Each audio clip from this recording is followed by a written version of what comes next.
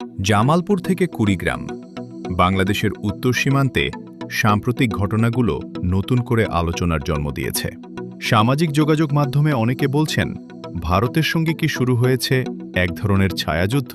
কিন্তু বাস্তবতা কি? সাম্প্রতিক সময়ে বাংলাদেশ সীমান্তে একাধিক পুশিন চেষ্টার অভিযোগ উঠেছে। বিজিবির দাবি, ভারতের সীমান্তরক্ষী বাহিনী বিএসএফ কয়েক দফায় লোকজনকে বাংলাদেশে ঠেলে দেওয়ার চেষ্টা করেছে, যা প্রতিহত করা হয়েছে। একই সঙ্গে সীমান্তে নজরদারি ও টহল আরও জোরদার করা হয়েছে। অন্যদিকে ভারত বলছে, তারা অবৈধভাবে অবস্থানকারী বাংলাদেশি নাগরিকদের ফেরত পাঠানোর প্রক্রিয়া নিয়ে কাজ করছে এবং এ বিষয়ে বাংলাদেশকে আনুষ্ঠানিক অনুরোধও জানিয়েছে। সম্প্রতি দিল্লিতে অনুষ্ঠিত বিজিবি বিএসএফ মহাপরিচালক পর্যায়ের বৈঠকে এই বিষয়টি গুরুত্বের সঙ্গে আলোচিত হয়েছে।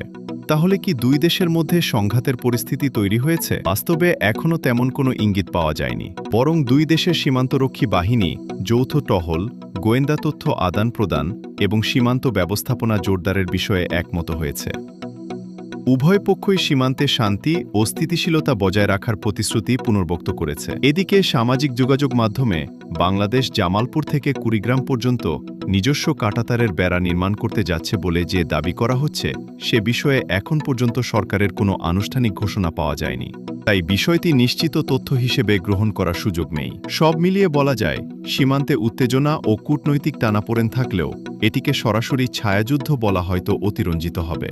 বরং এটি সীমান্ত নিরাপত্তা, অবৈধ অভিবাসন এবং দুই দেশের কৌশলগত অবস্থানের একটি নতুন অধ্যায়, যার প্রভাব আগামী দিনে আরও স্পষ্ট হতে পারে।